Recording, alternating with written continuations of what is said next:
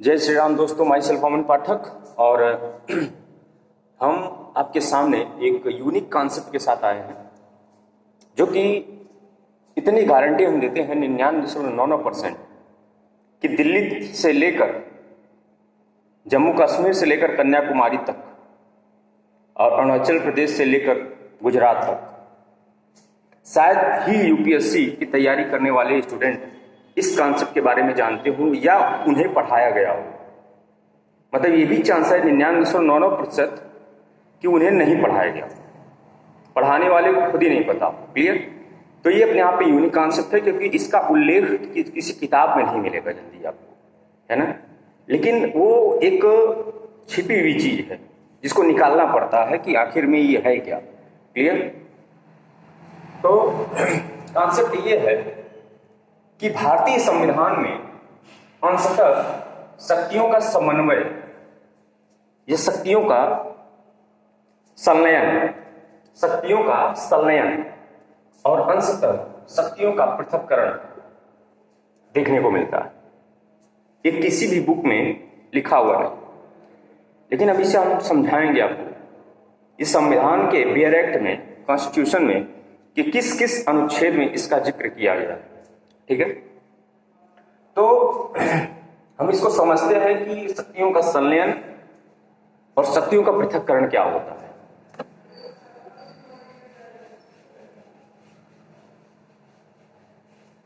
क्योंकि बहुत सारे लोग संघवाद, है ना, संसदात्मक शासन प्रणाली, एकात्मक व्यवस्था, बहुत सारी चीजें पढ़ के निकल जाते हैं, लेकिन ये क्लियर नहीं हो पाता है कि शक्तियों का पृथक्करण क्या है, शक्तियों का संलयन क्या है। तो पहला हम जिक्र करेंगे शक्तियों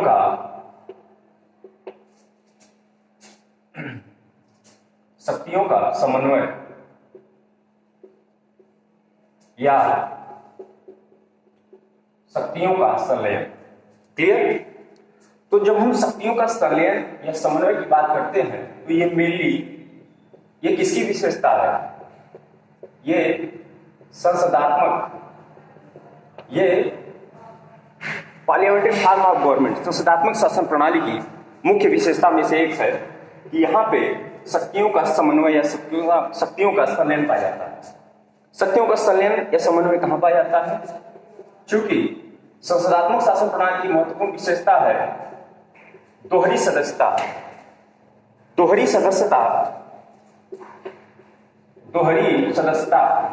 डुअल मेंबरशिप।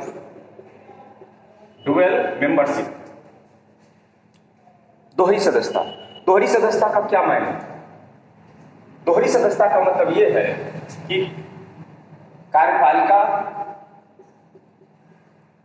एवं विधायिका की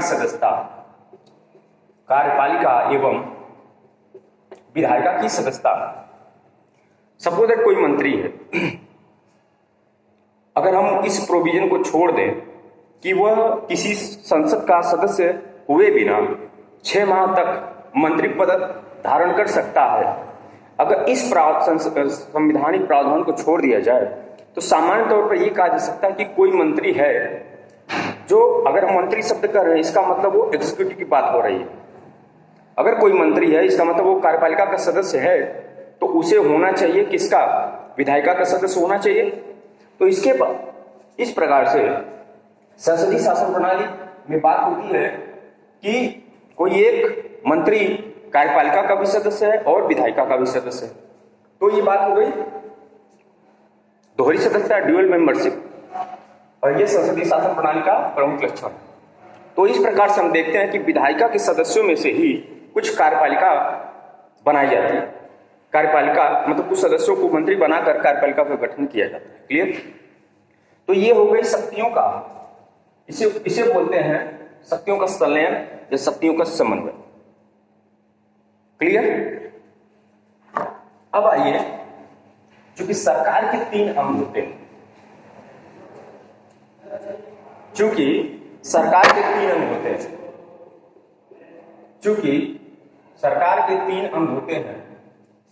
एक है कार्यपालिका, एक है विधायिका और दूसरा है न्यायपालिका। कार्यपालिका, विधायिका और न्यायपालिका। तो हमने यहां देख लिया, यहां क्या पाया जाता है, शक्तियों का संलयन। अगर पार्लियामेंट्री फॉर्म ऑफ गवर्नमेंट की बात करें तो यहां पे शक्तियों का क्या पाया जा रहा है, संलयन। क्लियर। और जब हम यहां बात करते हैं, ये इस पोर्शन को अलग कर दें और इस पोर्शन को अलग कर दें, तो इस पूरे पोर्शन को अगर एक इकाई माने, इसको दूसरी, तो यहां क्या पाया जाता है,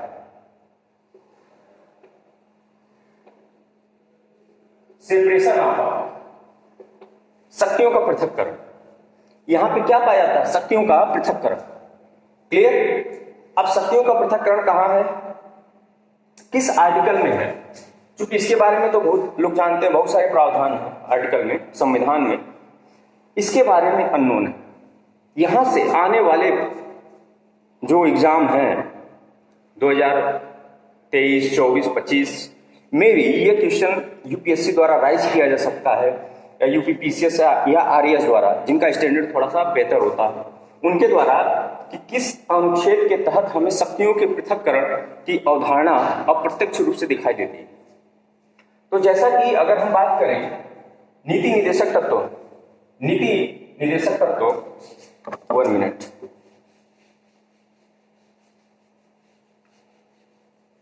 जैसा कि हम बात करें निर्देशक तत्व, निर्देशक तत्व जिनका उल्लेख 36 से 51 तक है, आर्टिकल 36 to 51, इसका अगर आर्टिकल 50 देखें, आर्टिकल 50, तो ये क्या बात करता है, ये बात करता है कार्य पालिका का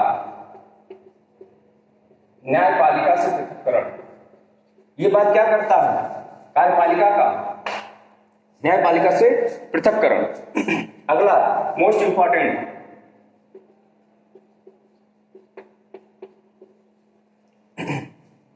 इसके बारे में आप जो जानते होंगे, रटी है चीजें, लेकिन कॉन्सेप्ट क्या है ये समझ में नहीं आता, रट के निकल जाता।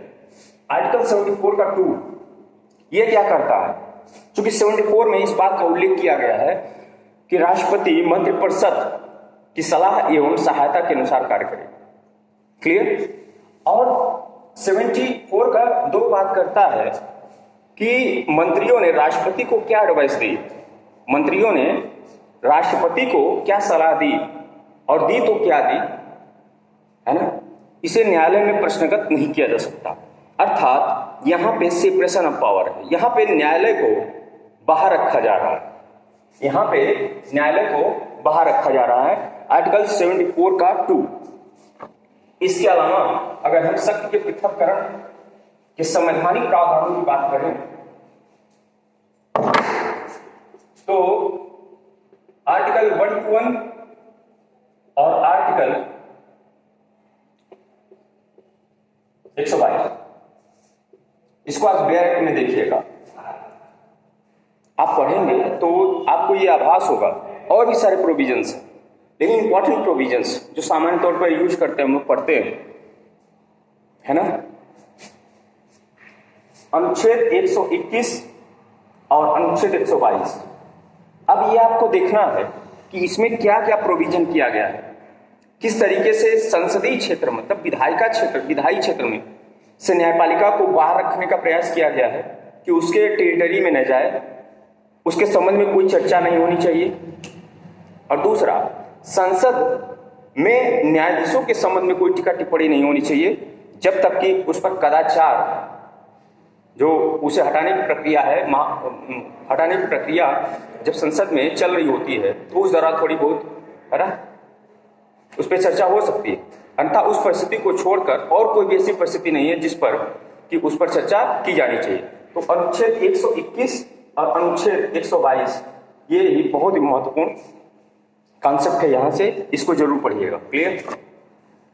अब आइए एक महत्वपूर्ण कॉन्सेप्ट जिसको पहले बता चुके हैं लेकिन ब्लैक बोर्ड पे दिखा देते हैं कि क्या है। हमने बात किया शक्ति के पृथक्करण की, हमने बात किया शक्ति के पृथक्करण की, अर्थात सेपरेशन ऑफ पावर। हमने बात किया शक्ति के पृथक्करण की अर्थात separation of power. Separation of power के अलावा एक और शब्द आप अक्सर सुनते होंगे, और वो क्या है? एक तो शक्ति का पृथक्करण हो गया, एक हो गया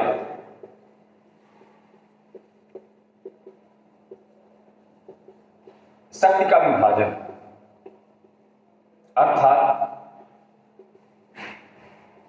division of power. Division of power. और ये क्या है? Separation of power. सुनिएगा, बहुत बेहतरीन कॉन्सेप्ट है। हो सकता है आज के बाद से आपकी पॉलिटी क्लियर हो। क्लियर? तो अगर हम बात करें डिवीजन ऑफ पावर और सेपरेशन ऑफ पावर, तो हमने बताया सेपरेशन ऑफ पावर की अगर हम बात करते हैं, सेपरेशन ऑफ पावर, तो ये किसकी बात करता है? ये जो सरकार के 3 अंग हैं, कार्यपालिका, विधायिका और न्यायपालिका। सेपरेशन ऑफ पावर इनके बीच, मतलब जो सरकार के 3 अंग हैं उनके बीच शक्तियों के बंटवारे की बात करता है। क्लियर? कि वो एक दूसरे से क्या रहे? सेपरेट रहे। क्लियर? तो शक्ति के विभाजन के अधिकांश प्रावधान को अमेरिकी संविधान में अपनाया गया है, लेकिन वहां भी पूर्ण तरीके से नहीं अपनाया गया। ये जो सिद्धांत था, इसकी सबसे पहले वैज्ञानिक स्तर पर व्याख्या किसने की थी? मॉन्टेस्क्यू ने की थी। सबसे पहले वैज्ञानिक स्तर पर सेपरेशन ऑफ पावर को बताया था मॉन्टेस्क्यू ने। तो separation of power, executive, judiciary और न्यायिका, इसके बीच बात करता है किसकी? शक्ति के बंटवारे की। क्लियर? अब हम बात करें किसकी? Division of power. Division of power. Division of power की जब हम बात करते हैं, तो डिवीजन ऑफ पावर ये फेडरल स्ट्रक्चर का एक महत्वपूर्ण क्या है? तत्व है, मुख्य एलिमेंट, मेन एलिमेंट है ना, डिवीजन ऑफ पावर। मतलब यहां बात करता है कि संविधान में क्या होना चाहिए? केंद्र एवं राज्य के बीच शक्तियों का स्पष्ट बंटवारा कहां होना चाहिए? In the constitution. संविधान में यह शर्त है कि संविधान में केंद्र और राज्य के बीच शक्तियों का क्या होना चाहिए? बंटवारा होना चाहिए। तो इसको क्या बोलते हैं? Division of power. इसको क्या बोलते हैं? Division of power. क्लियर? जब हम केंद्र और इकाइयों के बीच शक्तियों के बंटवारे की बात करते हैं, जो जिसका स्पष्ट उल्लेख संविधान में दिया हो, तो उसे क्या बोलते हैं? Division of power. और ये जो बंटवारा है, ये पूरी तरीके से किसका पार्ट है? फेडरल स्ट्रक्चर का। क्लियर? आइए एक और मेन पॉइंट ये है, मुख्य बिंदु, कि अभी हमने पढ़ा था शक्तियों का संलयन व शक्तियों का पृथक्करण। ये 2 अलग कॉन्सेप्ट। और एक हो गया शक्तियों का विभाजन व शक्तियों का विकेंद्रीकरण। ये तो हम इसके बारे में हमने पढ़ा, शक्तियों का संलयन क्या है, हमने शक्तियों के पृथक्करण की बात की, हमने शक्तियों के विभाजन की बात की, और ये शक्तियों का विकेंद्रीकरण अंशतः रूप में सब देखा जाता है भारतीय संविधान में।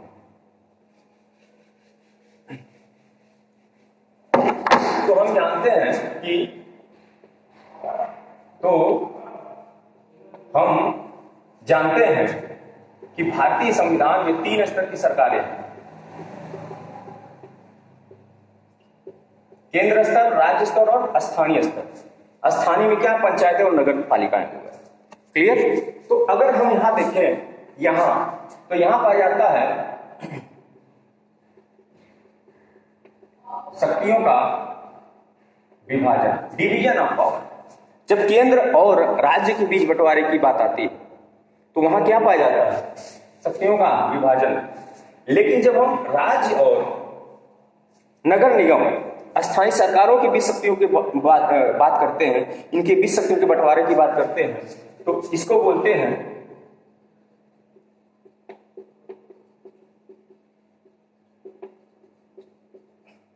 शक्तियों का विकेंद्रीकरण। शक्तियों का विकेंद्रीकरण, डिसेंट्रलाइजेशन ऑफ पावर। क्लियर? क्यों? अगर मूल रूप में हम देखें तो जो शक्तियों का विभाजन है ये फेडरल फॉर्म ऑफ गवर्नमेंट की विशेषता है, और डिसेंट्रलाइजेशन ऑफ पावर ये यूनिटरी फॉर्म ऑफ गवर्नमेंट की विशेषता है। इंपॉर्टेंट चीज है, इसको ध्यान में रखिएगा। Decentralisation of power, devolution of power, ये किसका है? Unitary form of government. मूल रूप से अगर देखें